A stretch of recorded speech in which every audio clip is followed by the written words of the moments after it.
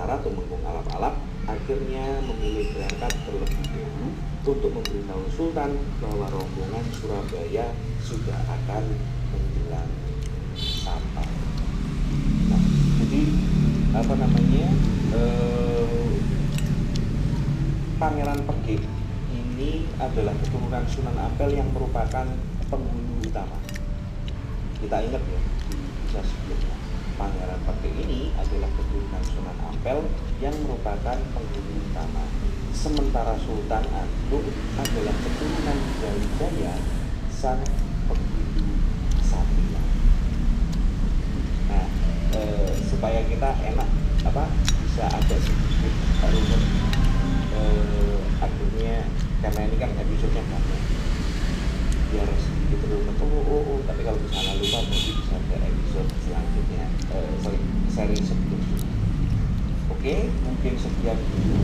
Semakin bertambah seru kisah ini, bisa merupakan sastra warisan dunia ini, mendengar Serat Centini. Jangan lupa subscribe dulu semuanya, jangan lupa ya itulah untuk medit-medit kalau kasih jempol, dan juga jangan lupa absen di komen supaya kita bisa kenal satu sama lain. Kalau kita sudah kenal, kita bisa bikin koalisi kayak Surabaya dan Mataram lain timbang ruwet. Baik, doa kami selalu sama untuk kita bersama, semoga kita selalu sehat, selalu selamat dan apapun yang terjadi. Matur nuwun sedulur semuanya, rahayu, rahayu, rahayu.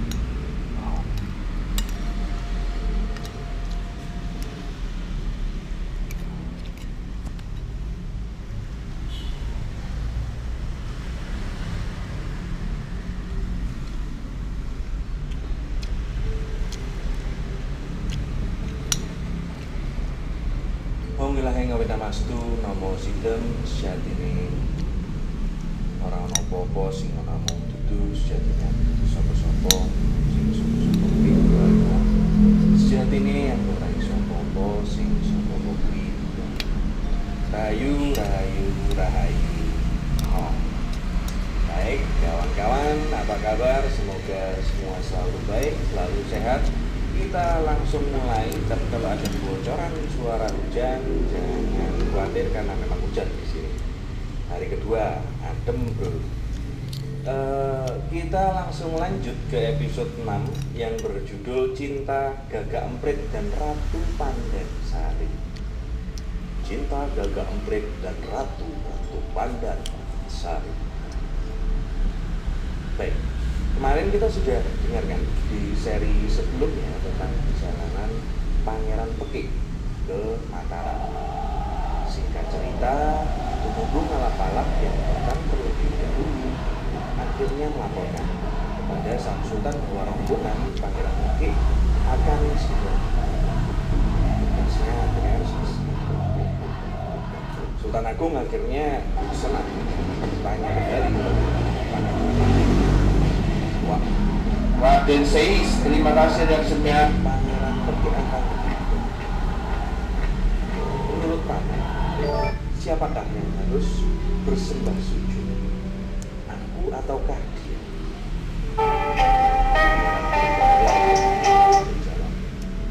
Ingat ya Pangeran Purbaya tadi pamannya. Menurut hemat saya Pangeran Surabaya yang seharusnya bersembah sujud kepada Nak Mas Prabu, karena dia kalah luhur derajatnya. Paduka adalah salah satu-satunya raja yang menguasai tlatah Jawa. Lagi pula Pangeran Pekik Surabaya dipanggil kemari tidak menolak. Sebentar lagi datang, sama saja itu seperti menyerahkan diri. Aku puas sama jawaban. Tak berselang berapa lama, akhirnya rombongan besar dari Surabaya tiba di Mataram. Mereka berhenti di alun-alun, dan Pangeran Pekik beserta keluarganya berjemur teknik di sebelah selatan pohon beringin purung. Tingkah dan penampilan mereka memunculkan belas kasihan. Munculkan belas kasihan.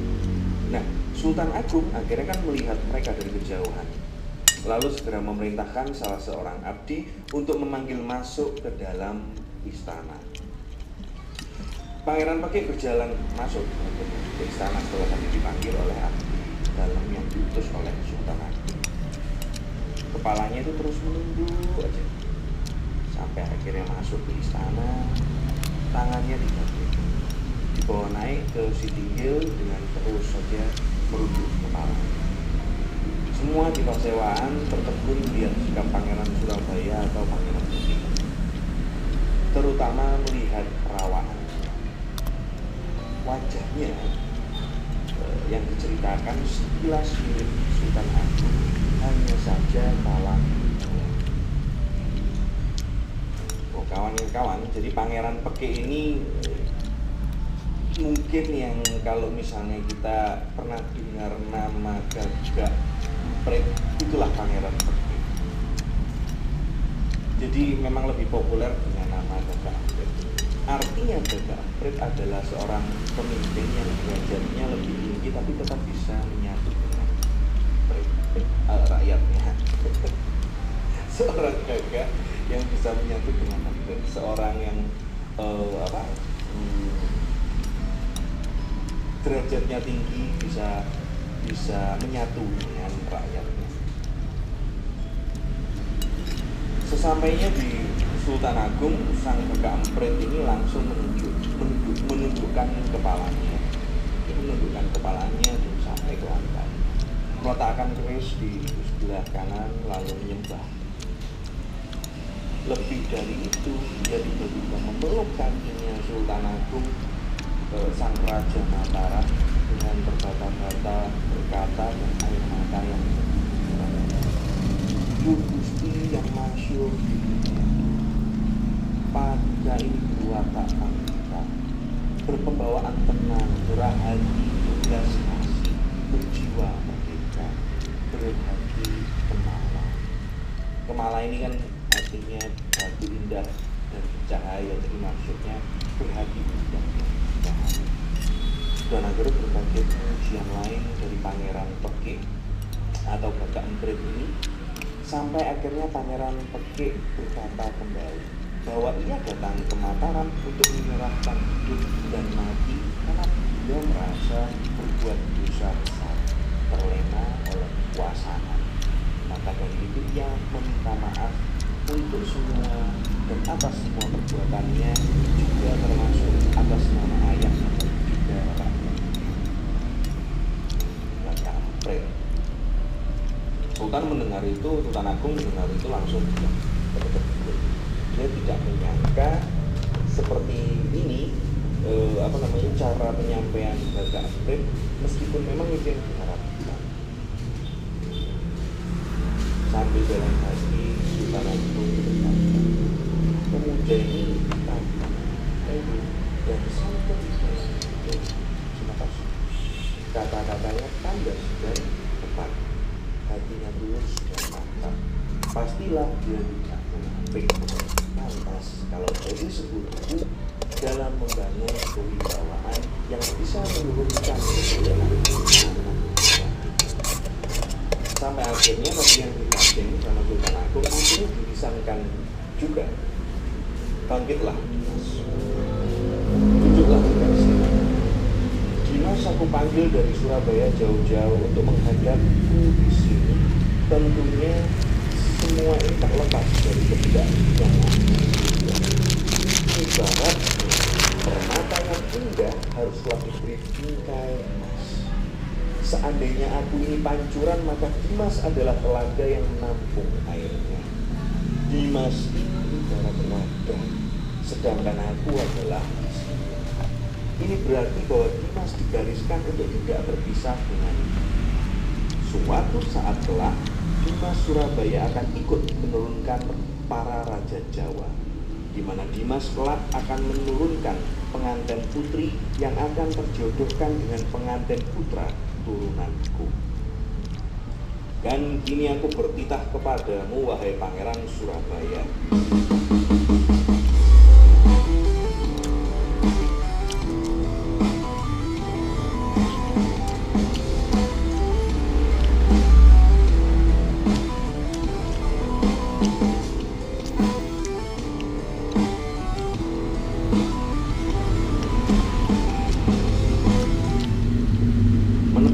kamu di Mataram, berdiamlah di sebelah timur istana bersebelahan dengan Kadipaten.